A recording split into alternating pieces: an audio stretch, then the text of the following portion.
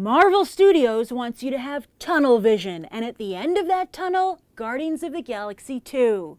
Yes, at Comic-Con this past weekend, Kevin Feige only revealed one mystery date. Marvel had 6 going into San Diego, and that's Guardians of the Galaxy 2 set for July 28, 2017. Marvel also announced a Guardians of the Galaxy animated series set to debut on Disney XD. And sure enough, the brief preview they aired featured animation-friendly duo Rocket Raccoon and Groot.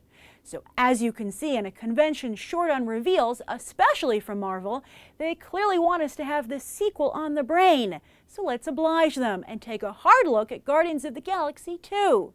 First, is it guaranteed?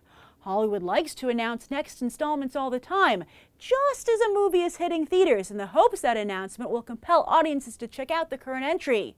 Then, if the current entry doesn't work out box office-wise, we can always fix creative.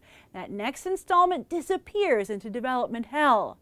But with an official release date, it's unlikely Marvel would back away from that, so they're either super confident or super nervous.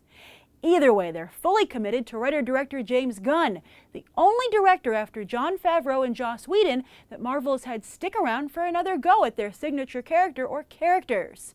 Everyone else, one and done. Although, to be fair, it was Kenneth Branagh's choice not to return for Thor: The Dark World, as apparently he'd rather make Jack Ryan's Shadow Recruit and Cinderella. But you don't have to ask Gunn twice, as he not only enthusiastically tweeted about his return and announced a sequel with Chris Pratt via video at Comic-Con, but is already brilliantly towing the company line by teasing what we'll see in said sequel. Gunn says he'd like to explore Peter Quill's relationship with his father, the absentee alien who abandoned Quill's mother on Earth. But Jason isn't just a deadbeat dad. No, it gets much worse than that, as he's also the evil dictator of the Spartoy Empire. He'd love to have Peter as his heir, but Peter will have to step in line to be the next in line. And following orders is one thing, or one of the main things, Quill has never been good at.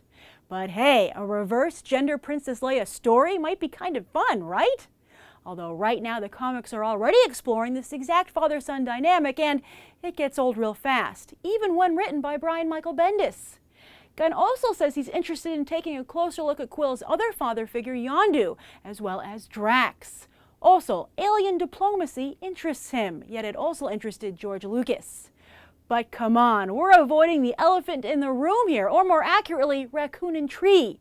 With all due respect to Guardians of the Galaxy's humanoid characters, isn't this duo on track to be the real audience favorites? And who better to make a movie about a raccoon and his tree than Disney? The lines between Disney's different divisions are getting blurrier and blurrier. Then again, maybe Rocket and Groot are getting their own movie on one of those other mystery dates. Yes, Marvel Studios has expressed an interest in spin-off movies where each Guardian gets their own flick. But for that to happen, Guardians would have to do insanely well at the box office. If it doesn't, expect the Guardians to stay put while an Avenger likely joins the team, a strategy currently being used in the comics to help boost reader interest and sales. Do you want to see Guardians of the Galaxy 2, the animated series? Do you love the whole team, or are some changes to the roster necessary? And is Gunn someone you want sticking around Marvel Studios and all its promotional events long term? Be sure to share your thoughts down below. I'm Grace Randolph, and this has been a Movie Bite. You can watch more right now.